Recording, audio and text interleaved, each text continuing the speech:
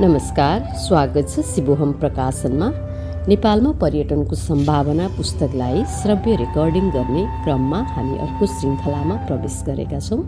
हाम्रो श्रृङ्खला सोजागरणको रहेको छ। सोजागरण चाहिँ विराट चक्र विज्ञान गर्ने क्रममा लुम्बिनीको अन्तर्राष्ट्रिय सभा हल अथवा ध्यान कक्षमा एकैसाथ 5000 भन्दा बढी व्यक्तिहरूले ध्यान गरेर विश्व ब्रह्माण्डभरि सकारात्मक ऊर्जा, परमात्माको ऊर्जा, समष्टि ऊर्जा पठाउने दृष्टिकोणले आयोजना गर्न प्रयास गरिएको चक्र विज्ञानको लागि सर्वसाधारणहरूलाई त्यतातिर आकर्षित हुन तथा सहभागी हुन सोजागृत गर्ने क्रममा उहाँहरूले सोध्नुभएका जिज्ञासाहरू अर्थात् किन योग साधना गर्ने, किन अध्यात्म साधना गर्ने अथवा योगासन प्राणायाम ध्यान किन गर्ने अथवा समग्रमा आरोग्यताका गतिविधिहरू किन गर्ने भन्ने उहाँहरूको जिज्ञासा प्रश्नमा हामीले उहाँहरूलाई कुरा बुझाउने गरी आफ्नो तर्क बुद्धि ज्ञानले भए जति सम्झाउने र चक्र विज्ञानमा सहभागी गराउने प्रयास गरेका थियौँ।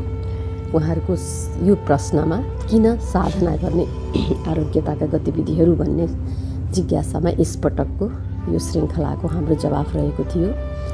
आधुनिक चिकित्सा विज्ञान र सर्वोत्कृष्ट अध्यात्म विज्ञानको अन्तर सम्बन्ध बुझेर हर प्रकारले आरोग्य रहनका लागि आरोग्य साधना अथवा अध्यात्म साधना अथवा योग साधना गर्नुपर्छ। यसको अन्तर्विषयभित्र हामी प्रवेश गरौँ।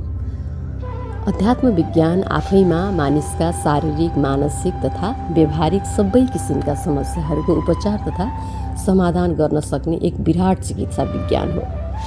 अर्थात् अध्यात्म विज्ञान, अध्यात्म दर्शन नै विराट चिकित्सा विज्ञान हो। गहिरिएर अध्ययन गर्ने हो भने वैज्ञानिक आधुनिक चिकित्सा विज्ञानको जननी अध्यात्म चिकित्सा विज्ञान नै हो। अध्यात्म चिकित्सा विज्ञानका विभिन्न शाखाहरू छन् र तीमध्ये योग चिकित्सा, आयुर्वेद चिकित्सा, प्रकृति चिकित्सा, प्राकृतिक चिकित्सा, मर्म चिकित्सा, त्यस अन्तर्गत पनि थुप्रै छन्। ध्वनि चिकित्सा, सुगन्ध चिकित्सा, धुवा चिकित्सा, आहार चिकित्सा अरू पनि छन्, प्रमुख मानिन्छन् यिनीहरू। यी सबैलाई अध्यात्म विज्ञानबाटै निश्चित भएका मानिन्छन् र आजको आधुनिक चिकित्सा विज्ञान पनि यिनै चिकित्सा विज्ञानहरूबाट, यिनै प्राचीन चिकित्सा पद्धतिहरूबाट, खास गरी आयुर्वेद चिकित्सा पद्धतिबाट मिश्रित भएको हो। त्यसैको विकसित स्वरूप आजको मोडर्न मेडिकल साइन्स अथवा आधुनिक चिकित्सा विज्ञान हो। यस सन्दर्भमा हामीले खोजेर आफ्नो ज्ञान बढाउन सक्छौँ। यिनै प्राचीन उपचार तथा चिकित्सा पद्धतिहरूको अनुसरण गर्दै र समयको आवश्यकता अनुसार सकारात्मक परिमार्जन हुँदै तथा गर्दै आधुनिक चिकित्सा विज्ञान आजको यो अवस्थामा आइपुगेको हो र अवस्था, परिस्थिति तथा आवश्यकता अनुसार सकारात्मक परिमार्जनको क्रिया निरन्तर अझै पनि चलिरहेकै छ र आधुनिक चिकित्सा विज्ञानले नयाँ नयाँ उपचार पद्धति तथा औषधिहरूको खोज तथा आविष्कार गर्दै मानव सेवामा ठुलो योगदान पुर्याउँदै आइरहेको छ। तर विडम्बना, आधुनिक चिकित्सा विज्ञानले जतिसुकै प्रगति गरे पनि न बिमारी घटेको छ न बिरामी घटेका छन्। दुवै चिज बढ्दै गइरहेको छ। बिमारीहरू पनि बढिरहेछ र बिरामीहरू पनि बढिरहेका छन्। झन् महामारीहरू बढिरहेका छन्। यस सन्दर्भमा हामी यही पाठमा अथवा नभए नि अरू पाठमा आउनेछौँ। आधुनिक चिकित्सा विज्ञानले किन बिमारी र बिरामी थ्याक्न सकेन भन्ने कुरा। योग विज्ञान तथा योग चिकित्सा विज्ञान अध्यात्म चिकित्सा विज्ञानको एउटा महत्त्वपूर्ण शाखा तथा अङ्ग हो, जसले मानिसको स्वास्थ्यका 5वटै आयामहरू शारीरिक स्वास्थ्य, मानसिक स्वास्थ्य, भावनात्मक स्वास्थ्य, बौद्धिक स्वास्थ्य र आत्मिक अर्थात् चेतनात्मक स्वास्थ्यलाई चुस्त दुरुस्त तथा आरोग्य राख्न 100% मद्दत गर्दछ। योग शब्दको परिभाषा विराट छ। योग दर्शन हो, योग विज्ञान हो, योग चिकित्सा हो। व्यवहारिक प्रयोगलाई आधार मानेर भन्नुपर्दा मानव अस्तित्वका अथवा मानव शरीरका, मानव स्वास्थ्यका 5 आयामहरू स्थूल शरीर, मन, भावना र बुद्धि अथवा चेतनाको अर्थात् आत्माको सकारात्मक जोड योग हो र आध्यात्मिक प्रयोगलाई आधार मानेर भन्नुपर्दा हामीभित्र अन्तर्निहित आत्मतत्त्व र परम तत्त्व तथा परमात्मासँगको जोड योग हो। खासमा भन्यो भने शरीरलाई मनसँग जोड्नु, मनलाई भावनासँग जोड्नु, भावनालाई बुद्धिसँग अथवा विवेकशील प्रज्ञा अथवा अन्तर्ज्ञानसँग जोड्नु र अन्तर्ज्ञानलाई परमात्मासँग जोड्नु, आत्मासँग जोड्नु अनि आत्मालाई परमात्मासँग जोड्नु नै योग हो। योगको विराट परिभाषा छ। छोटो परिभाषाका रूपमा योगासन अनि अलिकति बृहत जाँदाखेरि प्राणायाम अनि ध्यान भनिन्छ। तर योग भनेको त आत्मादेखि परमात्मासँगको यात्रा हो, संसारदेखि पारमार्थसम्मको यात्रा हो। जन्मेको व्यक्तिलाई अध्यात्म साधना, योग साधनाले चाहिँ सांसारिक जीवनबाट हुँदै हुँदै पारमार्थिक जीवन, मोक्ष, निर्वाण, इटर्नल लिबरेसनमा उपलब्ध गराएर परमात्मामा सदाका लागि योगस्थ गराएर जन्म र मृत्युको दुःखदायी चक्रबाट, संसारको दुःखको भुमरीबाट माथि उठाइदिन्छ। योग त्यति विराट विषय हो। योगलाई महर्षि पतञ्जलीले, जसलाई पातञ्जल योग सूत्र पनि भनिन्छ, 8वटा किसिमका अङ्गमा विभाजन गर्नुभएको छ। मोटामोटी रूपमा यम, नियम, आसन, प्राणायाम, प्रत्याहार, धारणा, ध्यान र समाधि यी खुड्किला हुन्।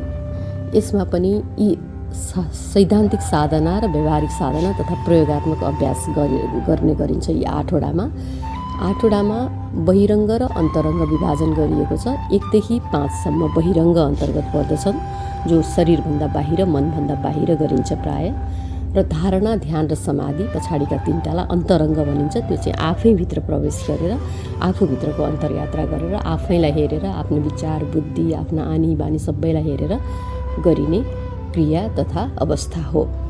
यसकारण हामीले योग साधना भनेर खालि योगासन, प्राणायाम भन्ने मात्र नबुझौँ। योग साधना एकदम विहङ्गम विषय, विराट विषय हो। यसमा चाहिँ यी 8वटा अङ्गमा प्रमुख रूपमा सबैलाई व्यवहारिक हुने गरी, सबैले बुझ्ने गरी चाहिँ प्रयोगात्मक अभ्यासका रूपमा योगासन, प्राणायाम र ध्यान गराउने गरिन्छ। ध्यान भन्नाले त ध्यान त अवस्था हो, तर सबैले बुझ्ने गरी धारणा र ध्यानलाई एउटै नामभित्र हालेर गरिन्छ। गराइने चाहिँ ध्यान हो, धारणा हो। धारणा गहिरिँदै गएपछि एउटा विषयमा, सकारात्मक विषयमा धारणा गहिरो गएपछि त्यो ध्यानमा परिणत हुन्छ अथवा ध्यानको अवस्था घटित हुन्छ। ध्यानको अवस्था गहिरिँदै गएपछि समाधिको अवस्था घटित हुन्छ। योग साधनाको सबभन्दा माथिल्लो उपल्लो बिन्दु अथवा उपलब्धि तथा परिणाम नै समाधि हो। समाधिभित्रै मनुष्यले चाहेका लौकिक र परालौकिक सबै प्रगतिहरू भेटिन्छन्। यसको सन्दर्भमा हामीले बार छलफल गरि नै सकेका छौँ। आरोग्यताका गतिविधिहरू किन गर्ने भन्ने जिज्ञासामा हामीले जवाब दिएका थियौँ। आधुनिक चिकित्सा विज्ञान र सर्वोत्कृष्ट अध्यात्म विज्ञानको अन्तर्सम्बन्ध बुझेर स्वस्थ रहनका लागि आरोग्यताका गतिविधि तथा योग साधना, अध्यात्म साधना गर्ने भनेर यहाँनिर थोरै अझै प्रश्नौँ। हामीले आधुनिक चिकित्सा पद्धतिले हामीलाई इमर्जेन्सीमा उपचार दिन्छ अथवा आकस्मिक अवस्थामा उपचार दिन्छ, तर यसको बेफाइदाको पाटो भनौँ रोग लागिसकेपछि उपचार गर्ने आधुनिक चिकित्सा विज्ञानको सिद्धान्त छ। तर विराट अध्यात्म विज्ञान अथवा सर्वोत्कृष्ट अध्यात्म विज्ञान अथवा अध्यात्म विज्ञान अन्तर्गत पर्ने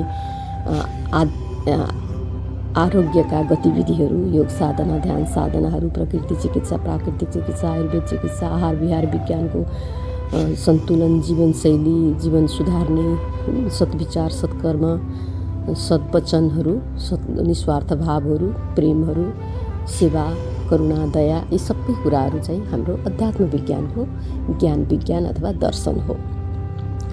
यो कुरालाई बुझ्दाखेरि अध्यात्म विज्ञानका कुरा अनुसरण गऱ्यौँ भने, आरोग्यताका गतिविधिहरूलाई अनुसरण गऱ्यौँ भने हामीलाई रोगै लाग्दैन। कुनै पनि हालतमा लाग्दैन, किनकि यसले रोग लाग्नै दिँदैन। किनकि यसले शरीरको अङ्गको, स्थूल शरीरको, सूक्ष्म शरीरको अथवा हाम्रो मन, बुद्धि, भावना, चेतना, आत्मामा रोगसँग लड्ने क्षमता, चुनौतीसँग लड्ने क्षमता अथवा प्रतिरोधात्मक क्षमता बढाइदिन्छ। लागिहाल्यो भने पनि एक त लाग्दैन, जसले अध्यात्म साधना तथा योग साधना अथवा आरोग्यताका गतिविधिहरू गर्छ। समग्रमा 5-6वटै प्रकारका आरोग्यता गतिविधि हामीले भर्खरै पनि भन्यौँ। योग साधना, प्रकृति चिकित्सा, प्राकृतिक चिकित्सा, आयुर्वेद चिकित्सा, जडीबुटी, अरू सबै मर्म चिकित्साहरू, चिकित्साका सबै हाम्रो 10-12वटा भेराइटी छन् प्राचीन चिकित्सामा।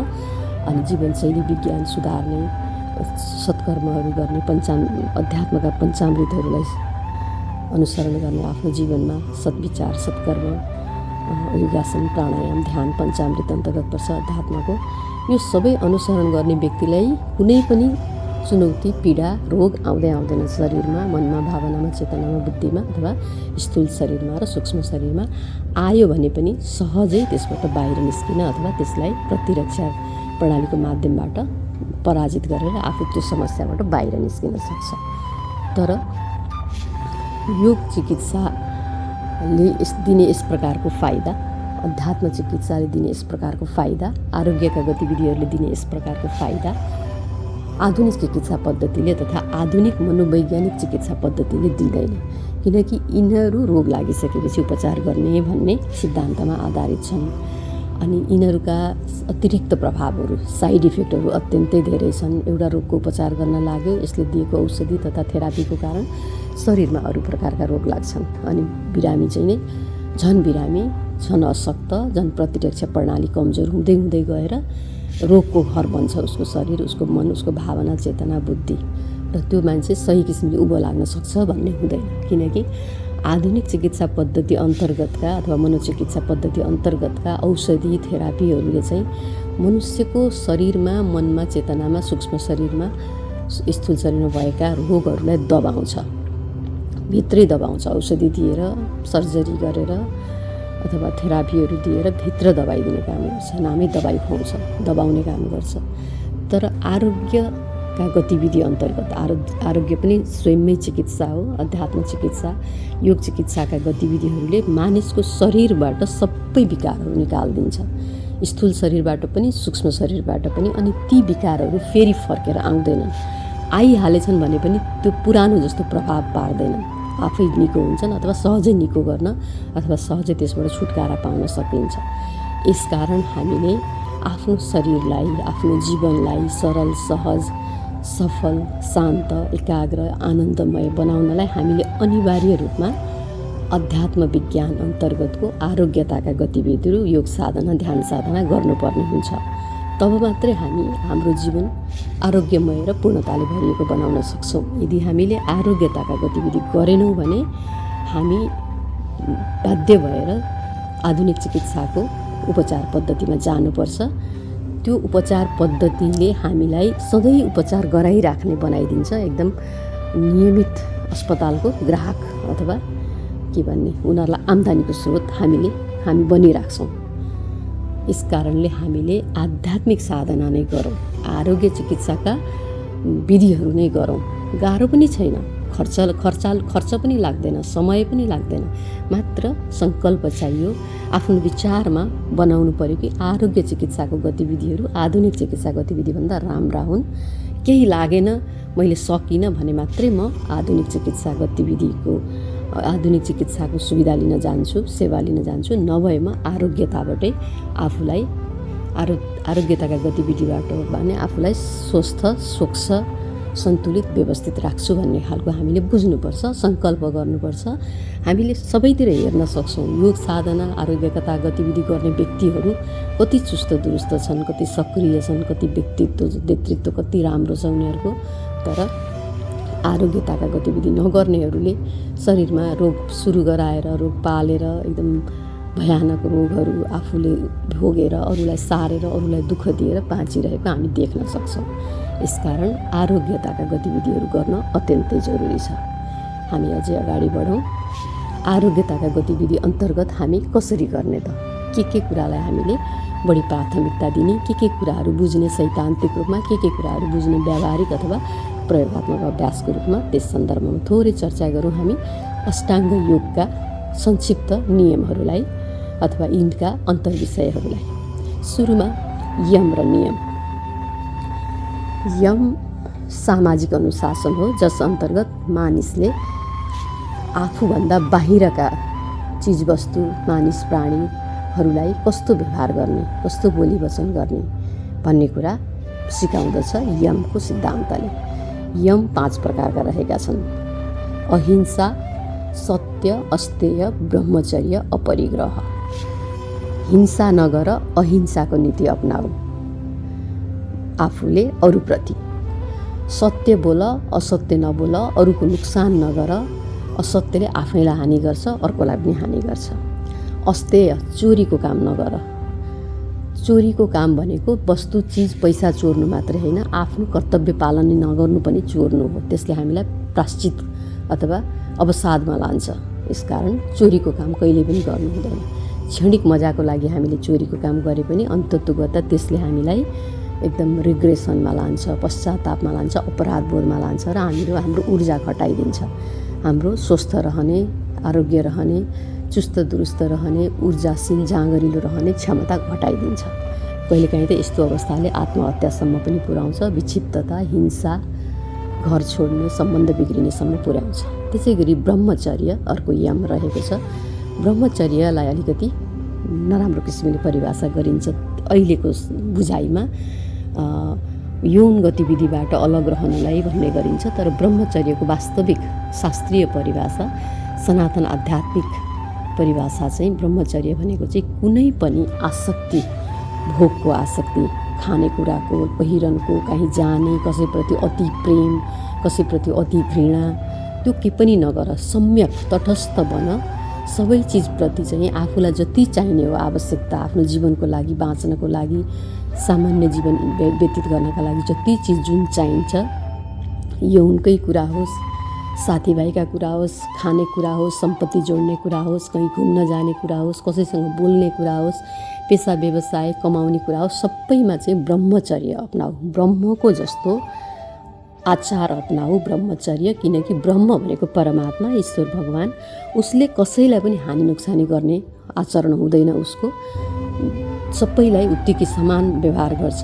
आफूलाई जति चाहिन्छ त्यति मात्रै प्रयोग गर्छ। लोभ, मोह, क्रोध, एकदम द्वेष, ईर्ष्यामा जाँदैन। यसकारण ब्रह्मचर्य अपनाऊ र आफूलाई सहज राख। यो अरूप्रति त्यसरी पेश हौ भनेर ब्रह्मचर्यले हामीलाई सिकाउँछ। अन्तिम यम रहेको छ अपरिग्रह। अपरिग्रह भनेको आफूलाई चाहिने चिज मात्रै किन, घरमा राख, नचाहिने चिज नकिन, नथुपार। यदि तिमीसँग आफूलाई अब यो प्रयोग हुँदैन, आफूसँग भएकै चिज अथवा भइरहेकै चिज भन्ने लाग्छ भने जसलाई त्यो चिजको आवश्यकता छ उसलाई दान गर अथवा लिलाम गर अथवा जे गर, अरूलाई काम लाग्ने बनाऊ। त्यो चिज थुपारेर कुवाएर प्रकृतिलाई बोझ बढाउने काम नगर। प्रकृतिलाई बोझ बढाउने मतलब त्यो चिज मसँग एउटा लुगा छ, वर्षौँदेखि मैले लगाएको छैन, त्यो चिज मैले कुनै अर्को आवश्यक व्यक्तिलाई दिएँ भने उसले त्यो लुगा लगाउँछ, अनि त्यस लुगा लगाउन पाएपछि उसले बजारबाट अर्को कुरा किन्नु पर्दैन। कम्तीमा बजारमा एउटा सामान घट्यो, एउटा सामान फेरि रुख काटेर अथवा अर्को फ्याक्ट्रीमा गएर नयाँ बनेर आउनु परेन। त्यस्ता लुगा मसँग कति होलान्, अर्कोसँग कति होलान्, अर्कोसँग कति होलान्, लुगा होलान्, जुत्ता होलान्, अरू इलेक्ट्रोनिक चिजबिजहरू होलान् अथवा जे पनि होलान्, हामीले दैनिक रूपमा प्रयोग गर्ने कुराहरू थुपारेर नराख। यसले घर पनि फोहोर गर्छ, घरको ऊर्जा घटाउँछ। पुराना चिजहरूले आफूलाई प्रयोग पनि हुँदैन, त्यो हेरी आफैलाई प्रयोग भएन भनेर थकथक पनि लाग्दैन, अर्कोको आवश्यकता पूर्ति हुन्छ। यसकारण अपरिग्रह नगर। सामान किन लगाऊ, इच्छा मार्ने होइन। खाऊ लाऊ सबै थोक गर, तर आफूलाई जति चाहिन्छ त्यति गर, त्यति राख, चाहिँदैन भने बाँड्दे, सेवा गर भन्ने किसिमले यमले हामीलाई सैद्धान्तिक कुरा सिकाएको छ। यसबाट हाम्रो शरीर पनि शुद्ध हुन्छ, मन अथवा सूक्ष्म शरीर, स्थूल शरीर दुवै शुद्ध हुन्छ। स्थूल शरीरमा हामीले जब यस्ता राम्रा काम गर्छौँ, अरूप्रति सेवा भावले भरिन्छौँ, सत्य बोल्छौँ, अहिंसा भाव, चोरी नगर्ने भाव, ब्रह्मको आचरण गर्ने भाव, अनि यसरी नचाहिने कुरा जम्मा नगर्ने भावले भरिन्छौँ, तब हाम्रो आफैमा एक किसिमको आफैले नजानेको शान्ति, एकदम असजिलो अनुभूति हुन्छ हामीलाई। एकदम ठन्डा एकाग्र जस्तो, अहो मैले यस्तो चिज गरेको थिएँ, यसले अर्कोलाई काम लाग्यो मेरो चिजले भन्ने खालको एक खालको शान्ति हुन्छ। र त्यो अवस्थामा हाम्रो शरीरमा आनन्दका हर्मोनहरू, खुसीका हर्मोनहरू अथवा ग्रन्थि रसहरू उत्पन्न हुन्छन्। वास्तवमा हामीलाई आनन्द दिने, हामीलाई दुखी गर्ने, हामीलाई शान्ति भएको, आराम भएको, एकदम दङ्ग भएको आभास गराउने सबै हर्मोनहरूले हो। किनकि हाम्रो शरीर पुरै केमिकलको खेल हो, रसायनको खेल हो। जति हामीले अरूप्रति सकारात्मक व्यवहार गर्छौँ, सामाजिक रूपले अनुशासित हुन्छौँ, त्यति हाम्रो शरीरलाई आनन्द दिने सकारात्मक हर्मोनहरू उत्पन्न हुन्छन् र हामी शारीरिक रूपले स्वस्थ हुन्छौँ। अनि अर्को किसिमले हाम्रो स्थूल शरीर सँगसँगै सूक्ष्म शरीर पनि स्वस्थ हुन्छ यदि हामीले यमलाई राम्रोसँग अपनाएका छौँ आफ्नो जीवनमा। सामाजिक रूपले अनुशासित छौँ, अहिंसक छौँ, सत्य बोल्छौँ, चोरी गर्दैनौँ, ब्रह्मको आचरण पालन गर्छौँ, परिग्रह गर्दैनौँ, थप अनावश्यक सामान थुपार्दैनौँ भनेदेखि यिनै हर्मोनहरूले जब शरीर हर प्रकारले स्वस्थ हुन्छ, यिनै हर्मोनहरूले शरीरलाई पनि स्वस्थ गर्छन् र मन, भावना, बुद्धि, चेतनामा रहेका नकारात्मक सोच, नकारात्मक फोहोरहरू, खराब आदतहरू, नराम्रो शब्द बोल्नेहरू, यस्तो सबै खालको जे पनि हाम्रो विकार छ, स्थूल शरीर र सूक्ष्म शरीरको विकार सबै यही हर्मोनले सफा गर्छ। यिनै ग्रन्थि 7वटा ग्रन्थिबाट निस्किने हर्मोनहरूले सफा गर्छ। यिनै 7वटा ग्रन्थि 7वटा चक्र अन्तर्गत पर्दछन्। यिनै 7वटा चक्र नै 7वटा तत्त्व हुन् अनि पञ्चकोश हुन्, पञ्चतत्त्व हुन् भनौँ, 7वटा तत्त्व पनि भनिन्छ। यसको बारेमा पनि हाम्रो पाठहरू आइसकेका छन्। हामीले यमलाई यहीँ सकाउँछौँ। अब नियममा प्रवेश गर्छौँ। यम र नियम पहिलो र दोस्रो नम्बरका अङ्ग हुन् योग साधना अथवा अष्टाङ्ग योग अथवा पतञ्जलि योगलाई सबैभन्दा विशिष्ट योगको ग्रन्थ मानिएको छ। अहिलेसम्म विश्वव्यापी रूपमा एकदमै लोकप्रिय र प्रचलित छ। नियममा 5वटा नियम छन्। नियम भनेको चाहिँ हामीले आफूप्रति गर्ने व्यवहार अथवा आत्मअनुशासन, मलाई कस्ता व्यवहार गर्ने। 5वटामा पहिलो नम्बरमा रहेको छ शौच भनेको सरसफाइ, मेरो शरीरको सफाइ, मन, भावना, चेतना, बुद्धिको सफाइ, मेरो वरिपरिको सफाइ, मेरो कोठाहरूको सफाइ, मेरो सम्बन्धको सफाइ, सबै किसिमको सफाइ मैले राख्नुपर्छ आफूलाई आत्मअनुशासित राखेर। किनकि म जस्तो छु अर्को बाहिरको चिज पनि त्यस्तै नै हुन्छ। त्यस कारणले आफूलाई सफा गरौँ, आफू भलो जगत भलो। अनि सन्तोष रहेको छ। सन्तोषमा चाहिँ हामी सन्तोष बस्नु भनेको चाहिँ फेरि प्रगति नहुने भन्ने अर्थमा लिइन्छ। तर सन्तोष दुई किसिमले गर्नुपर्छ। एउटा जे कुरा आफ्नो नियन्त्रणमा छैन त्यसमा सन्तोष गर्ने हो, जे कुरा आफ्नो नियन्त्रणमा छ त्यसमा चाहिँ असन्तोष गर्ने हो। जस्तो म कस्तो ठाउँमा जन्मिएँ, कुन मातापिताको कोखमा जन्मिएँ अथवा कुन जात, कुन बिरादरी, कुन सम्प्रदाय, धर्ममा जन्मिएँ, यो मेरो नियन्त्रणको विषय होइन। म अग्लो छु, होचो छु, कालो छु, दाँत निस्केका छन् अथवा नाक थेच्चो छ, चुच्चो छ, यो मेरो कन्ट्रोलको विषय होइन। यसमा म जस्तो छु, मेरो परिवार जस्तो छ, मेरो सम्प्रदाय जस्तो छ, मेरो एक्लैको प्रयासले केही हुन सक्नेवाला छैन। त्यसबाट स्वीकार, सन्तोष गर्ने यसलाई। तर असन्तोष, अस्वीकार के कुरामा गर्ने भने मेरो नियन्त्रणमा भएको कुरा, मेरो व्यवहार, मेरो बोली, मेरो वचन, मेरा सम्बन्धहरू, मेरो अध्ययन, पेसा, व्यवसाय, यो सबै मेरो नियन्त्रणमा छ। यसप्रति चाहिँ म असन्तोष हुनुपर्छ। मैले गरेको व्यवहार अझै भएन, मैले गरेको अध्ययन अझै पुगेन, योभन्दा अझै राम्रो गर्न सक्छु, म सक्ने मान्छे हो, योभन्दा अझै राम्रो व्यवसाय गर्न सक्छु, योभन्दा अझै राम्रो व्यक्तित्व निर्माण गर्न सक्छु, योभन्दा अझै राम्रो नेतृत्व लिन सक्छु भन्ने किसिमले असन्तोष, यस किसिममा आफूसँग भएको कुरामा, आफ्नो नियन्त्रणमा भएको कुरामा असन्तोष गऱ्यो भने व्यक्तिको व्यक्तित्व विकास हुन्छ, आत्मा, चेतना, बुद्धि सबै चिजको विकास हुन्छ, भावनाको विकास हुन्छ। तर आफूसँग नियन्त्रणमा नभएको चिजमा असन्तोष गर्यो भने, अस्वीकार गर्यो भने ऊ रोगी हुन्छ, गुनासोले भरिन्छ, प्रगति गर्न पनि सक्दैन, शरीर रोगी, मन रोगी, भावना रोगी, सबै रोगी हुन्छ। यसकारण आत्मअनुशासनमा अथवा नियममा सन्तोषलाई एकदमै ठुलो जोड दिएको छ। सन्तोषसँगै स्वीकार पनि आउँछ, स्वीकार भाव, अस्वीकार भाव। अर्को रहेको छ तप। तप भनेको तपस्या हो, साधना हो, दुःख, पीडा आफूलाई तपाउनु हो। यसको एकदमै ठुलो गहिरो अर्थ रहेको छ। तप भनेको चाहिँ कुनै पनि कुरा उपलब्धि हासिल गर्न, पढेर पास गर्न, कुनै पेसा व्यवसाय माथि पुर्याउन, सम्बन्ध सुमधुर बनाउन अथवा नेतृत्व क्षमता देखाउन, आफ्नो व्यक्तित्व, प्रतिभा, आफ्नो क्षमता देखाउन हामीले तपस्या गर्नुपर्छ। त्यसैमा लागि पर्नुपर्छ। त्यसको सम्बन्धित वरिपरिका विषय सबै जान्नुपर्छ, सिक्नुपर्छ, त्यसलाई उत्कृष्ट बनाउनुपर्छ। श्रीमद् भगवद् गीतामा श्रीकृष्ण प्रभुले भने जस्तै योग कार्यसु कौशलम, योग भनेको तिम्रो कार्यलाई उत्कृष्टतम बनाऊ, एकदम कुशल बनाऊ, त्यो भनेकै योग हो भनेर भन्नुभएको छ। हामी योगकै नियमहरू पढिराखेका छौँ। योगको यम, नियम, पहिलो र दोस्रो अङ्ग पढिराखेका छौँ। यसकारण साधना गर। हामीले कोही व्यक्ति बजारमा अथवा घर परिवारमा, राज्यमा सफल भएको देख्छौँ। व्यवसायी अथवा अध्ययन गर्ने प्रोफेसर अथवा राजनीतिज्ञ भनौँ, सामाजिक अभियन्ता अथवा योगी सन्त जो एनलाइट हुनुभएको छ, त्यो यत्तिकै आयो होला जस्तो लाग्छ। तर त्यसको पछाडिको तपस्या, त्यसको पछाडिको साधना, त्यसको पछाडिको दुःख, तडप, बेचैनी कसैलाई पनि थाहा छैन। सिर्फ गर्ने व्यक्तिलाई थाहा छ अथवा गर्ने व्यक्तिले गरिरहेको बेलामा देख्नेहरूलाई थाहा हुनसक्छ। यसकारण बिना तप आफूले आफूलाई साधना नगरिकन कुनै पनि कुरा हासिल हुँदैन।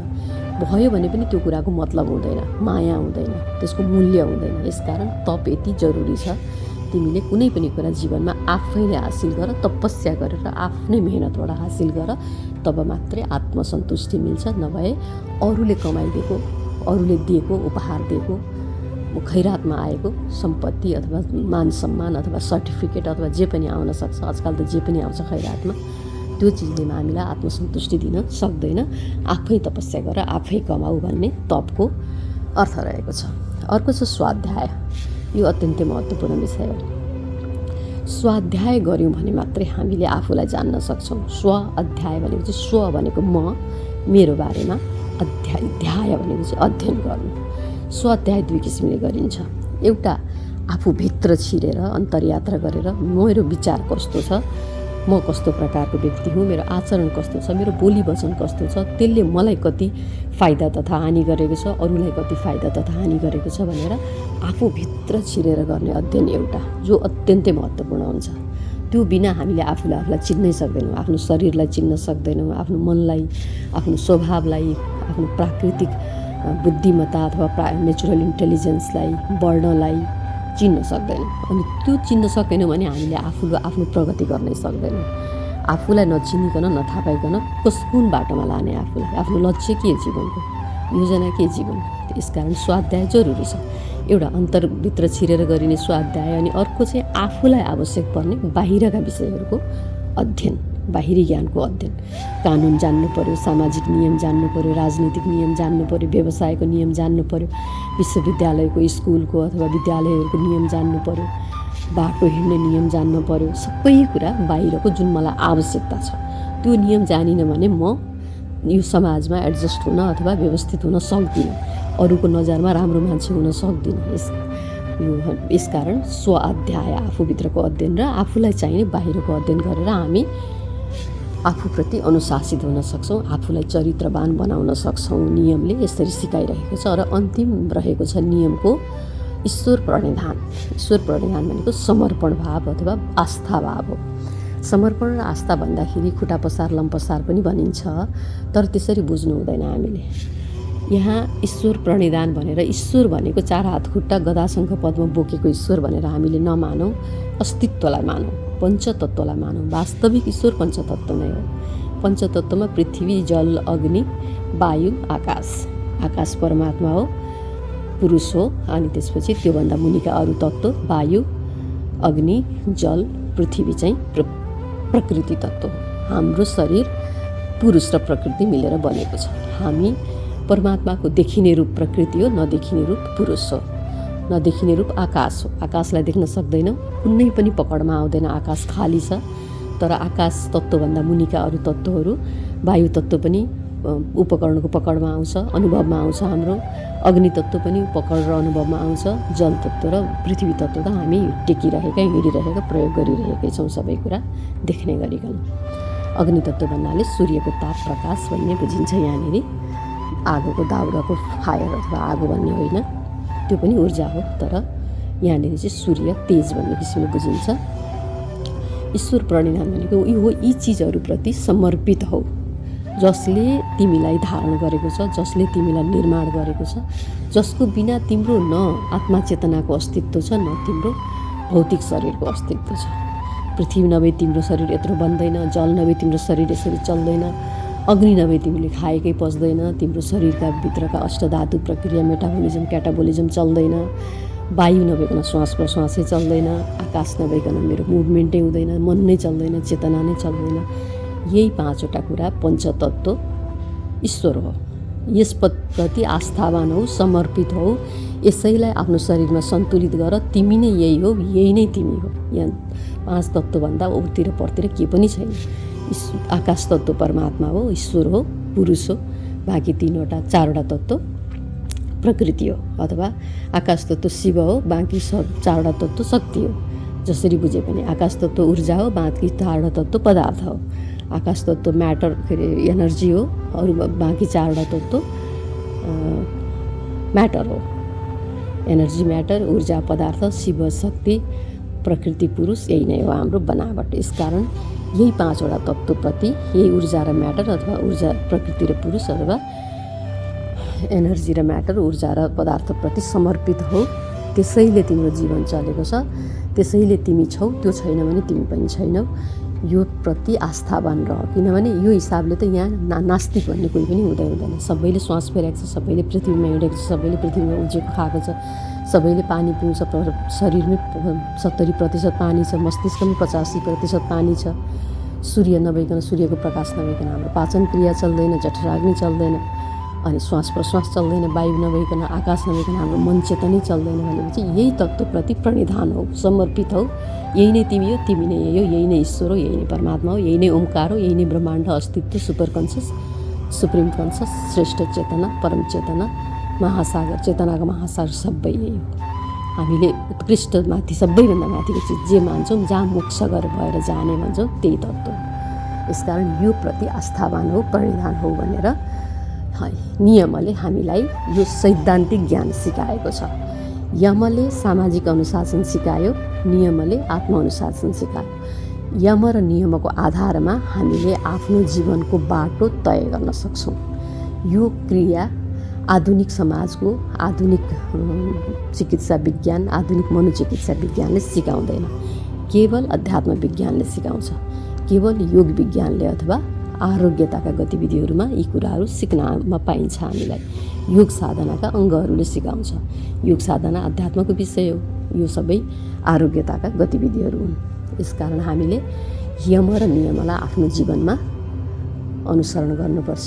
यो सैद्धान्तिक पाटो हो। सैद्धान्तिक पाटो नजानिकन, मनले यो कुरा गर्नुपर्छ भनेर नजानिकन त हाम्रो शरीरले, हात गोडाले, अङ्गले त काम गर्दैन। मनले अराउने हो शरीरलाई, अङ्गहरूलाई। यसकारण पहिला त मन तयार गर्नु पऱ्यो, विचार तयार गर्नु पऱ्यो, भाव तयार गर्नु पऱ्यो, बुद्धि तयार गर्नु पऱ्यो।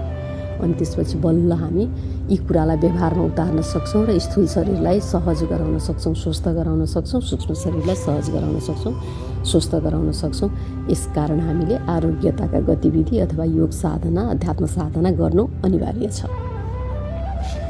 यम र नियम अन्तर्गत मानिसले आफूप्रति र अरू तथा संसारप्रति गर्नुपर्ने सकारात्मक व्यवहार, बोलीचाली तथा आचरण, सोच विचार, प्रेम तथा सेवा, सहयोग, शरीर तथा मनको शुद्धि, सन्तोष, स्वाध्याय, परिश्रम, तपस्या, साधना, परम शक्तिप्रति अथवा परम चेतनाप्रति आस्थावान रहन सिकाउँदछ, जसले मानिसलाई सकारात्मक, सुखी, खुसी, सफल, समृद्ध, शान्त, आनन्दित रहन मद्दत गर्दछ र ऊ पूर्ण रूपमा आरोग्य व्यक्ति बन्दछ, पूर्ण व्यक्ति तथा पूर्ण मानव बन्दछ, आध्यात्मिक व्यक्ति बन्दछ, धार्मिक पनि बन्दछ, सांस्कृतिक पनि बन्दछ, संस्कारी पनि बन्दछ, सबै कुरा बन्दछ। जसले आरोग्यताका गतिविधिहरू सही प्रकारले अनुसरण गरेको छ, योग साधना, ध्यान साधना, अध्यात्म साधना सही किसिमले गरेको छ, ऊ आध्यात्मिक, धार्मिक, सांस्कृतिक, संस्कारी, कुल सुहाउँदो, व्यक्तित्ववान, नेतृत्ववान, क्षमतावान, प्रतिभावान सबै बन्न सक्छ यस्तो व्यक्ति। यसकारण यति जरुरी छ आरोग्यताका गतिविधिहरू अथवा योग साधनाका गतिविधिहरू, अध्यात्म साधनाका गतिविधिहरू। यदि मानिस सही अर्थमा आध्यात्मिक छ भने उसमा शारीरिक, मानसिक तथा उसका सबै प्रकारका व्यवहारिक समस्याहरू रहँदैनन् र छन् भने पनि स्वतः समाधान हुँदै जान्छन्। उसले नथाहा पाइकन समाधान हुन्छन्। बस मेरो शरीरमा केही समस्या, रोग छ, मेरो मनमा, भावनामा, चेतनामा, परिवारमा, सम्बन्धमा, मान प्रतिष्ठामा केही समस्या छ भने त्यो मेरै कुनै न कुनै कमजोरीको कारणले भएको हो। म आहार राम्रो गर्दिनँ अथवा विहार राम्रो गर्दिनँ, व्यायामहरू पुर्याउँदिनँ आफ्नो शरीरलाई, विचार राम्रो गर्दिनँ, सोच राम्रो गर्दिनँ, अरूप्रतिको भावना मेरो राम्रो छैन, मेरो बोली वचन राम्रो छैन। यो कारणले हाम्रो जीवन अप्ठ्यारो भएको हुन्छ। जीवनका आयामहरू शारीरिक स्वास्थ्य, मानसिक स्वास्थ्य, भावनाको स्वास्थ्य। जब हामीले योग साधना अथवा आरोग्यताका गतिविधि गर्छौँ, यी कुराहरू स्वतः आफै निको हुन्छन्।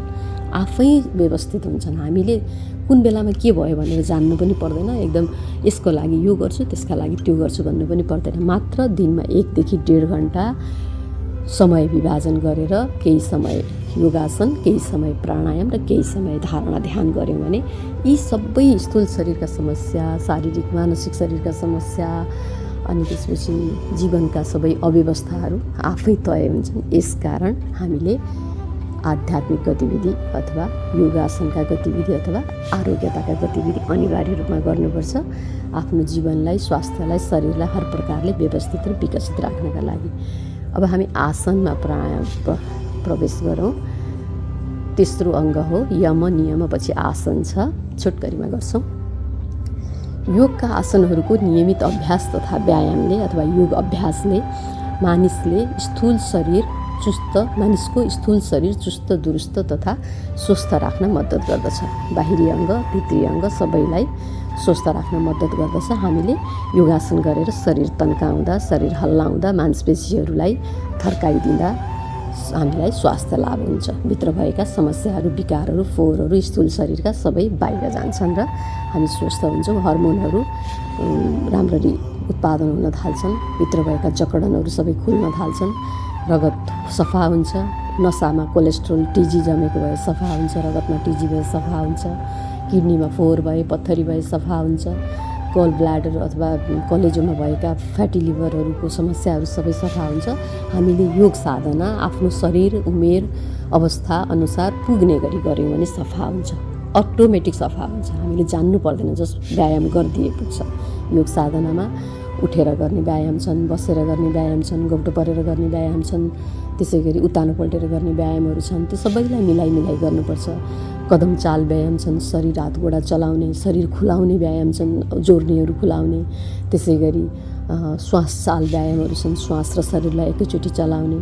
यो सबै हाम्रो युट्युब च्यानलमा व्यवस्थितसँग राखिएको छ। यहाँहरूले खोजेर पढ्न हेर्न सक्नुहुन्छ, ज्ञान बढाउन सक्नुहुन्छ, स्वास्थ्य लाभ गर्न सक्नुहुन्छ र आफूले सिकेर अरूलाई पनि सिकाउन सक्नुहुन्छ। मानिसको स्थूल शरीर स्वस्थ छ भने बाँकी 4वटा शरीरहरू मनस शरीर, भाव शरीर, बौद्धिक शरीर, चेतनात्मक तथा आत्मिक शरीरमा पनि यसको सकारात्मक प्रभाव स्वतः पर्दछ र योगका अगाडिका विधिहरू प्राणायाम, प्रत्याहार, धारणा, ध्यान, समाधिका प्रक्रियाहरूमा प्रवेश गर्न तथा तिनका विधिहरू अनुसरण गर्न सहजता प्रदान गर्दछ। यस हिसाबमा पहिला त हामीले यम र नियमबाट सैद्धान्तिक नियम जान्नु पर्यो, सामाजिक अनुशासन र आत्मअनुशासन, आफ्नो विचारलाई तयार गर्नु पर्यो। अनि त्यसपछि हामी आसनमा प्रवेश गर्नु पर्यो, अथवा एकैसाथ सबै काम पनि गर्न सकिन्छ, यो पछि त्यो पछि नभनेर। आसन भनेको योगासन, योग अभ्यास गरेर हामीले हाम्रो शरीरलाई, स्थूल शरीरलाई, मांसपेशी, नसा, रगत, हड्डी, जोर्नीमा अस्थि मज्जा जे छ हाम्रो शरीरको स्थूल शरीरमा देखिने ठोस वस्तुहरूलाई सन्चो गर्नु पर्यो, आन्तरिक अङ्ग बाहिरी अङ्ग सबैलाई। अनि त्यसपछि बल्ल हामी आसन पछिको प्राणायाम अथवा श्वासको आयाममा, अनि प्राणायाम पछिको प्रत्याहार पछिको धारणा, धारणा पछिको ध्यान, ध्यान पछिको समाधिमा प्रवेश गर्न सक्छौँ र योगको उच्चतम बिन्दुमा, सिँढीमा पुगेर परब्रह्मका, परालौकिकका रहस्यहरू, चमत्कारहरूलाई जान्न, अनुभव गर्न सक्छौँ। भावातीत अवस्थामा पुग्न सक्छौँ, ट्रान्सेन्डेन्टल अनुभूति गर्न सक्छौँ। ध्यानको गहिराइमा, समाधिको गहिराइमा हामी प्राणायाम र प्रत्याहारमा प्रवेश गरौँ। प्राणायाम 4थो अङ्ग हो, प्रत्याहार 5औं अङ्ग हो, अष्टाङ्ग योग अथवा पतञ्जलि योग सूत्रको। प्राणायाम र प्रत्याहारले हाम्रो शरीरका हरेक अङ्ग तथा तन्तुहरूमा प्राणवायु, अक्सिजन सन्तुलित मात्रामा उपलब्ध गराउनका साथै ब्रह्माण्डबाट निरन्तर प्राप्त भइरहेको प्राण ऊर्जाको सञ्चार हाम्रो शरीरका सबै आयाम, अङ्ग तथा तन्तुहरूमा, कोशिकाहरूमा गर्दछ र हामीलाई पूर्ण रूपमा स्वस्थ रहन मद्दत गर्दछ। प्राण ऊर्जाले हाम्रो शरीरका सूक्ष्म रूपमा रहेका ऊर्जाका केन्द्रहरू, चक्रहरू, मूलाधार, स्वादिष्ठान, मणिपुर, अनाहत, विशुद्धि, आज्ञा र सहस्रार चक्र 7वटा चक्रलाई सन्तुलित तथा जागृत गराउँदछ र सन्तुलित तथा जागृत चक्रहरूले हामी भित्र रहेका सुखी हुन सक्ने, खुसी हुन सक्ने क्षमता, आफ्नो जीवनलाई व्यवस्थित गर्न सक्ने क्षमता, अरूसँग सम्बन्ध सहज बनाउन सक्ने क्षमता तथा हामीले जन्मदै आफ्नो संस्कारमा लिएर आएका तर अवसरको अभावका कारण हामी भित्रै दबेर रहेका हाम्रा विशेष प्रतिभा, क्षमता, सृजनशीलता, रचनात्मकता तथा सकारात्मक गुणहरू जागृत गराउन सक्छौँ र हाम्रो जीवन सहज, सरल, सफल, शान्त, समृद्ध तथा आनन्दित किसिमले चल्न मद्दत गर्न सक्छौँ आफूले आफूलाई। प्राणायाम र प्रत्याहारका गतिविधिहरूले यसमा हामी अझै पनि व्याख्या गरौँ।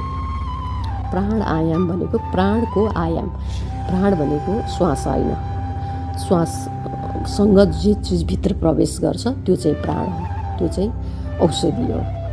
श्वास भनेको दृश्यमा हुन्छ, दृश्य मतलब हाम्रो आँखाले नदेखे पनि विज्ञानका उपकरणहरूले गर्न सक्छ, पत्ता लगाउन सक्छ, देख्न सक्छ वायुमण्डललाई, हावालाई। तर वायुमण्डल अथवा हावा अथवा जुन हावालाई हामीले श्वासको रूपमा भित्र लिन्छौँ, बाहिर फाल्छौँ, त्यो चिजसँग भित्र आउने र बाहिर जाने चिजहरू चाहिँ अदृश्य हुन्छ।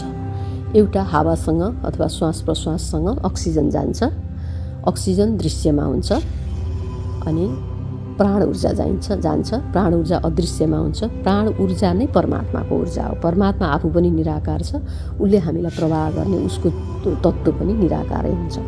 यही प्राण ऊर्जाले हाम्रो रोग निको गर्न, हाम्रो घाउ भरिन, हाम्रो मन शान्त हुन, हामीलाई चाहिँ अरूसँग प्रेमल व्यवहार गर्न, सेवा गर्न, दया करुणा आउन मद्दत गर्दछ। प्राण ऊर्जाले हाम्रो स्थूल शरीरलाई स्वस्थ राख्न, सही राख्न मद्दत गर्दछ। र अक्सिजनले चाहिँ हाम्रो फुक्सोमा अक्सिजन पुर्याएर, रगतमा अक्सिजन पुर्याएर, मस्तिष्कमा, अन्त अङ्ग, सबै अङ्गमा जहाँ हाम्रो अक्सिजन बिना हाम्रो शरीर चल्नै सक्दैन, यसकारण अक्सिजनले शरीर चलाउँछ, स्थूल शरीरलाई स्वस्थ सफा गर्छ र शरीरका ठाउँ ठाउँमा भएका विकारहरू, फोहोरहरू, मैलाहरू निकालेर कार्बन डाइअक्साइडको माध्यमबाट निकाल्छ अथवा शरीरका ग्रन्थीहरू, एन्जाइम्सहरूको माध्यमबाट बाहिर निकाल्छ।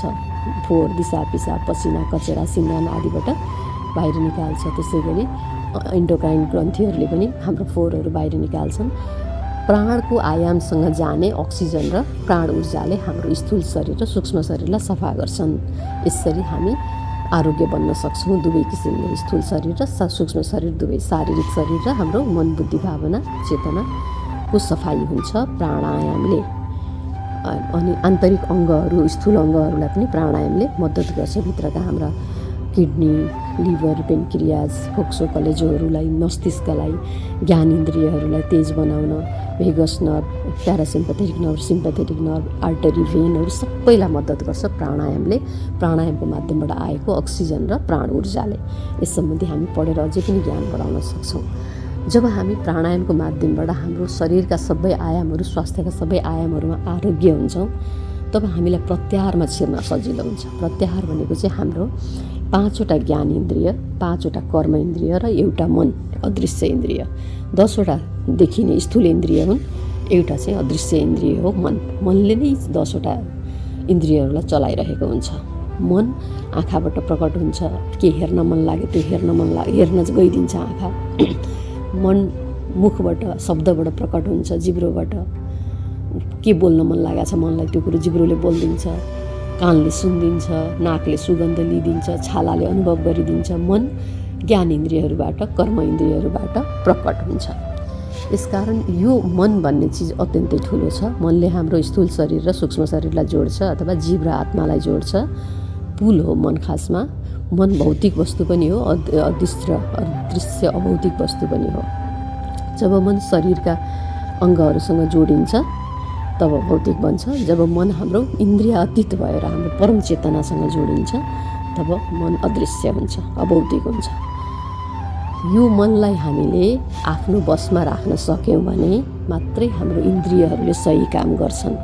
ज्ञान इन्द्रियले सही कुरा हेर्छन्, सही कुरा सुन्छन्, सही कुरा बोल्छन्, सही कुराको स्वाद लिन्छन्, सही कुरा अनुभव गर्छन्, सही कुरा सुगन्ध लिन्छन्। तर मनलाई नियन्त्रण गर्न सकिएन, मनको नियन्त्रणमा आफू भइयो भने अनि यिनै ज्ञान इन्द्रियले खराब कुरा हेर्छन्, ब्लू फिल्म हेर्छन् अथवा नराम्रो हेर्न नहुने कुराहरू हेर्छन्, मलाई आफूलाई बेफाइदा गर्ने, समाजलाई, परिवारलाई, प्रकृतिलाई बेफाइदा गर्ने कुरा हेर्छन्। कानले पनि त्यस्तै बेफाइदा गर्ने कुरा सुन्छन्। अनुभव पनि त्यस्तै खोज्छ मन खराब भएको मान्छेले, सुगन्ध पनि त्यस्तै खोज्छ, त्यस्तै गरी स्वाद पनि त्यस्तै खोज्छ। सबै तमस प्रवृत्तिका चिजहरू खोज्छ। मन विचलित भयो, मन खराब भयो भने, मन सही भयो, आफ्नो नियन्त्रणमा भयो भने यसले सात्विक कुरा खोज्छ, अनियन्त्रणमा छ भने तामसिक कुरा खोज्छ। यसकारण मनलाई नियन्त्रण गर्नुपर्छ। अनि मनको माध्यमबाट हाम्रा इन्द्रियहरूका आहारहरू नियन्त्रित हुन्छन्। आँखाको हेर्ने आहार, कानको सुन्ने आहारहरू, कस्ता आहार दिने हामीले हाम्रा इन्द्रियहरूलाई, हाम्रा गोडा हिँडेर कहाँ पुर्याउने, हाम्रो जनेन्द्रियले के कस्ता काम गर्ने, हाम्रो मलद्वारले के कस्ता काम गर्ने, अथवा कर्म इन्द्रियहरू भनौँ न, हात गोडा जनेन्द्रिय, यो कामहरू चाहिँ गराउने मनले हो। मनलाई प्रत्याहारको माध्यमबाट कन्ट्रोल गर्न सक्यौँ, मनलाई आफ्नो नियन्त्रणमा राख्न सक्यौँ, आफूले चलाउन सक्यौँ भने हाम्रो जीवन सहज हुन्छ। तर मनले हामीलाई चलायो भने जीवन असहज हुन्छ, किनकि मन पागल हुन्छ। मन चाहिँ नि बाँदर हो, घोडा हो, लगाम नभएको घोडा हो भनिन्छ। यसकारण प्राणायामले हामीलाई स्थूल शरीर र सूक्ष्म शरीर शुद्ध गर्न मद्दत गर्दछ। हर प्रकारले प्रत्याहारले हाम्रा अङ्गहरूलाई, ज्ञान इन्द्रियहरूलाई, कर्म इन्द्रियहरूलाई, मनलाई नियन्त्रण गर्न, आफ्नो बसमा राख्न, आफ्नो अनुसार चलाउन मद्दत गर्दछ। यसकारण आरोग्यताका गतिविधि तथा योग साधना तथा अध्यात्म साधना गर्नु जरुरी छ। अर्कोमा प्रवेश गरौँ हामी। यो चाहिँ रहेको छ आन्तरिक अङ्ग, अन्तरङ्ग अङ्ग, धारणा, ध्यान, समाधि। माथि उल्लेखित योग चिकित्साका 5 बहिरङ्ग अङ्गका यम, नियम, आसन, प्राणायाम र प्रत्याहारका विधिहरूमा व्यवहारिक रूपमा हाम्रो शरीर, मन, भाव, बुद्धि, चेतना, आत्मा पूर्णतः सहज तथा अभ्यस्त भएपछि योग चिकित्साका अन्तरङ्ग अङ्गहरू धारणा, ध्यान र समाधिको अनुसरण सहजै गर्न सकिन्छ। हामी सहजै त्यो अवस्थामा पुग्न सक्छौँ र हामी क्रमशः योगको भावातीत अनुभूति, ट्रान्सेन्डेन्टल एक्सपिरियन्समा सहजै प्रवेश गर्न सक्छौँ, जसले मनुष्यलाई जन्म र मृत्युको चक्रबाट नै मुक्त गरिदिन्छ, परब्रह्ममा स्थित गराइदिन्छ, मोक्ष अथवा निर्वाण अथवा इटर्नल लिबरेसनमा उपलब्ध गराइदिन्छ। यस प्रकारले योग साधना, ध्यान साधना अथवा आरोग्यताका गतिविधिहरूले हामीलाई पूर्ण मानव बन्न, कृष्ण प्रभुले भन्नुभयो जस्तै मानवको योनि चाहिँ साधना गरेर, अध्यात्म साधना अथवा योग साधना, आरोग्यताका गतिविधिहरू गरेर परमात्मामा एकाकार हुनको लागि जन्मिएको हो। यो जसले गर्यो जीवनको उपयोग गर्यो, यो जसले गरेन साधना गरेर आफूलाई परमात्मातिर लगाएन उनले जीवनको दुरुपयोग गर्यो भन्नुभएको छ। यसकारण हामीले यहाँनिर स्पष्ट पार्यौँ, हामीले ध्यान साधना तथा योग साधना तथा योगासन, प्राणायाम, ध्यान तथा अध्यात्म साधना तथा समग्रमा आरोग्यताका गतिविधिहरू किन गर्नुपर्छ भन्ने कुरामा हामी स्पष्ट भयौँ। यति हाम्रो बसी बिहानपछि भन्ने किसिमले हामीले उहाँहरूलाई सोझागरण गऱ्यौँ र पछि फेरि उहाँहरूले सोध्नुभयो आरोग्यताका गतिविधिहरू के हुन् फेरि भनिदिनुहोस् न भनेर। अनि हामीले 1, 2, 3, 4, 5 गरेर भन्यौँ। पहिलो नम्बरमा योग साधना। योग साधना अन्तर्गत योगासन, प्राणायाम, ध्यान अनिवार्य। अनि बिस्तारै सैद्धान्तिक ज्ञानहरू, यम, नियम, प्रत्याहार पनि जान्नुपर्छ भन्ने किसिमले सिकाएँ। उहाँहरू राजी हुनुभयो। अनि दोस्रो प्रकृति चिकित्सा। प्रकृति चिकित्सा भनेको चाहिँ हामी प्रकृतिले बनेका हौँ। प्रकृति भनेको पञ्चतत्त्व हो, ब्रह्माण्ड नै पञ्चतत्त्व हो, परमात्मा पनि पञ्चतत्त्व हो। अनि हाम्रो शरीर केले बन्यो? पृथ्वीले बन्यो, जलले बन्यो, अग्निले बन्यो, सूर्यको प्रकाश, तेजले, किरणले, अनि तापले, अनि त्यसपछि वायुले बन्यो र आकाशले बन्यो। यो पञ्चतत्त्वले बनेको हाम्रो शरीरलाई हामीले पञ्चतत्त्वसँग जति सक्यो निकट राख्नुपर्छ। पञ्चतत्त्वमै हामी बार बार गइराख्नुपर्छ। सहरी जीवनशैली, आधुनिक जीवनशैलीबाट हामी थोरै अलग भएर आफ्नो शरीरको पञ्चतत्त्वलाई प्रकृतिको पञ्चतत्त्वसँग सामञ्जस्य गराइराख्नुपर्छ। तब मात्रै हाम्रो शरीरमा पञ्चतत्त्व सन्तुलित हुन्छ अनि हामी स्वस्थ हुन्छौँ। शारीरिक, मानसिक, भावनात्मक, चेतनात्मक, बौद्धिक रूपले नभए स्वस्थ हुँदैनौँ। त्यसका लागि हामीले घुमघाम गर्न जानु पर्यो, पृथ्वीमा टेक्नु पर्यो, माटो टेक्नु पर्यो, बालुवा ढुङ्गामा हिँड्नु पर्यो, घाँसमा हिँड्नु पर्यो, हरियाली हेर्नु पर्यो पृथ्वी तत्त्वको लागि। अनि ठाउँ ठाउँमा फलेका जैविक चिजहरू, औषधिजन्य जडीबुटीहरू खानु पर्यो। अनि जल तत्त्वमा पनि हामी अभ्यस्त हुनु पर्यो। जल तत्त्वलाई पनि सन्तुलित गर्नु पर्यो हामीले। कसरी? जल तत्त्व हाम्रो शरीरमा 70% छ, मस्तिष्कमा 85% छ। जल तत्त्वको तलमाथि भयो भने हाम्रो शरीरको द्रव्य बिग्रिन्छ, द्रव्य चिजहरू बिग्रिन्छ अनि त्यसपछि हामी अस्वस्थ हुन्छौँ, रोगी हुन्छौँ। जति हामीले जल थेरापी गर्छौँ, जल चिकित्सा गर्छौँ, जलमा पौडी खेल्ने, शुद्ध जल पिउने, अनि जललाई हेर्ने, जलको छेउछाउमा जाने, शीतमा अथवा ह्युमिडिटी आर्द्रता भएको ठाउँमा जाने भएपछि हाम्रो जल तत्त्व सन्तुलित हुन्छ शरीरको। पृथ्वीमा हिँड्दा, पृथ्वीका चिजबिज खाँदा पृथ्वी तत्त्व सन्तुलित हुन्छ। जल तत्त्वसँगको क्रियाले जल तत्त्व सन्तुलित हुन्छ। बाहिर हिँड्दाखेरि घामको प्रत्यक्ष प्रकाश पर्छ, घामको ताप पर्छ, किरण पर्छ, एकदम किरणको तोरा राम्रोसँग पर्छ, घामको प्रकाशको कोठामा बस्दा पर्दैन। यसरी हाम्रो शरीरलाई अग्नि तत्त्व अथवा हाम्रो तेज तत्त्व पनि पुरा हुन्छ। अनि त्यसपछि वायु तत्त्व, जति बाहिर प्रकृतिमा हिँड्छौँ, खुल्ला पर्यावरण, स्वच्छ पर्यावरण, एकदम हरियाली भएको ठाउँ, वनस्पतिहरू भएको ठाउँ, पानी, आकाश, चट्टान, ढुङ्गाहरू, चौर, जडीबुटीहरू फलेका ठाउँ भएका ठाउँमा पुग्यौँ भने हाम्रो वायु तत्त्व एकदम सन्तुलित हुन्छ। जति सहरमा हुँदैन। सहरमा वायु तत्त्व दूषित छ, सहरमा अग्नि तत्त्व पनि दूषित छ, घामै लाग्दैन प्रदूषणको कारणले कति ठाउँमा। अनि जल तत्त्व पनि दूषित छ, पृथ्वी तत्त्व झन् दूषित छ। माटो टेक्न नहुनेछ, माटो नै देखिँदैन, रुख बिरुवै देखिँदैन, अग्लो घरमा बसिन्छ, झ्यालमा पर्दा लागेको हुन्छ, झ्यालमा कालो सिसा लागेको हुन्छ, एसी खोलेको हुन्छ। हामी पञ्चतत्त्वबाट टाढा टाढा टाढा भएकै कारण हामी बिरामी भएका हौँ। यसकारण हामीले पञ्चतत्त्व आफ्नो शरीरमा मिलाउनलाई, किनकि म पञ्चतत्त्वकै देन हुँ, त्यो पञ्चतत्त्वलाई सन्तुलित गर्नका लागि हामीले प्रकृति चिकित्सा गर्नुपर्छ। पहिलो योग चिकित्सा स्थूल शरीर, सूक्ष्म शरीरलाई हर प्रकारले पूर्ण बनाउनलाई, अनि दोस्रो हाम्रो शरीरको तत्त्व सन्तुलित गर्नका लागि प्रकृति चिकित्सा, प्रकृतिमा घुमफिर। अनि अर्को प्राकृतिक चिकित्सा, नेचुरोपेथी।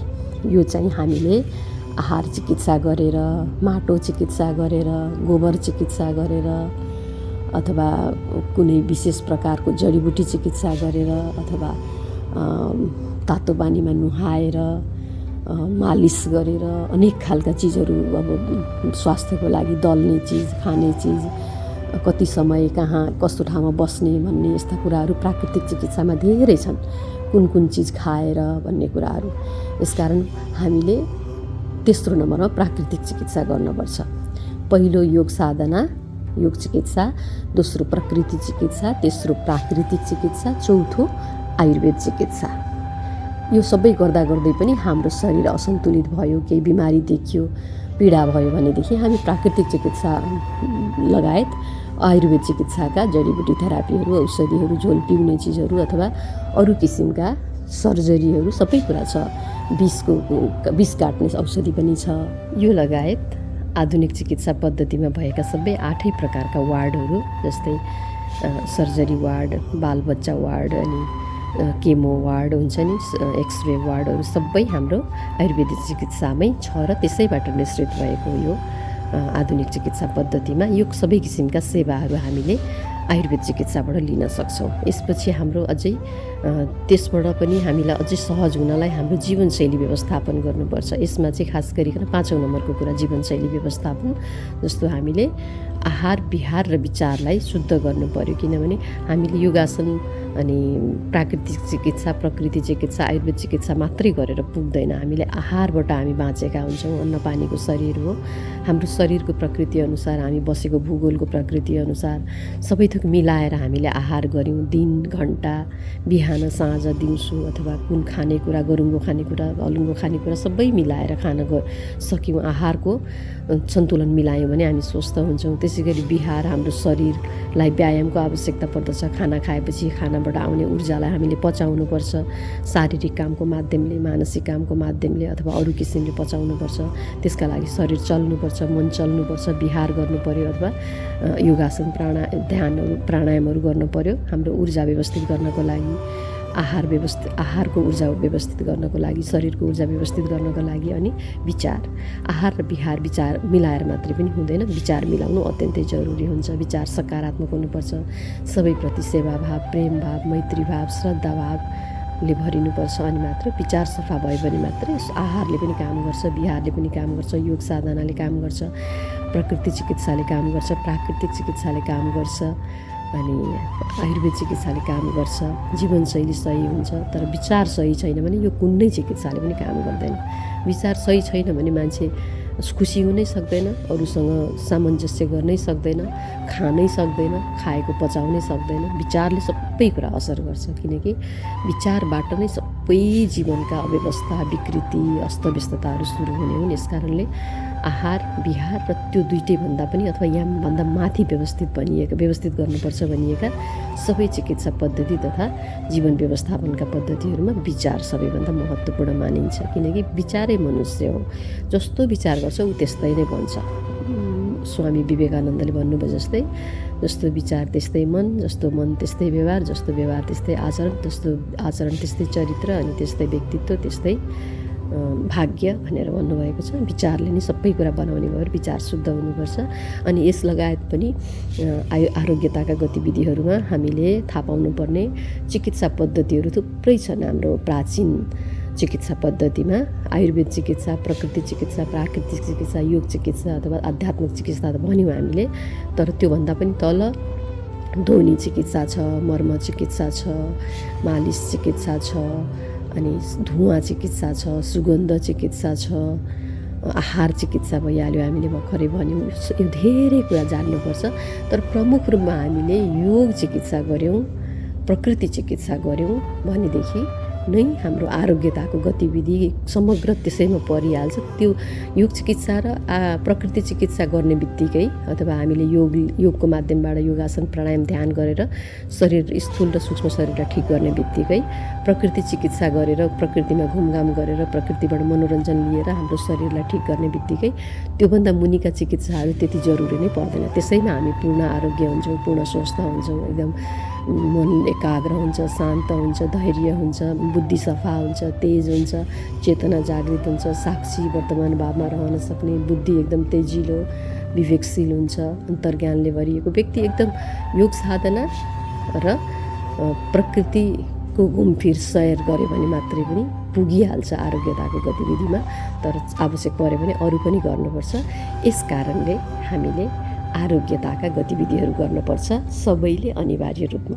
आफूले जानौँ, अरूलाई पनि सिकाउँ, आरोग्यताका गतिविधिमा ल्याउँ, आफैलाई सहज गरौँ, अनि परिवारलाई सहज गरौँ, प्रकृतिलाई, समाजलाई, सबैलाई सहज गरौँ, स्वस्थ बनौँ, आरोग्य बनौँ, पूर्ण मानव बनौँ, सफल हौँ, सांसारिक रूपमा सफल, पारमार्थिक रूपमा सफल हौँ र एकदमै व्यवस्थित जीवन जिउँ, व्यवस्थित किसिमले आफ्नो दिनचर्याहरू कटाउँ, कसैलाई बोझ नबनौँ, आफ्नो लागि आफै हो, आफैले आफूलाई स्याहार गरौँ, हेरविचार गरौँ, आरोग्यताका गतिविधिमा संलग्न हौँ, ध्यान साधना गरौँ, चक्र साधना गरौँ, चक्र विज्ञान गरौँ। अन्तर्राष्ट्रिय सभा हल अथवा ध्यान कक्ष लुम्बिनीमा एकसाथ 5000 जनाले एकैचोटि ओमकार गरेर ध्यान गरेर बीज मन्त्र उच्चारण गरेर संसारलाई, ब्रह्माण्डलाई सकारात्मक ऊर्जा पठाउँ।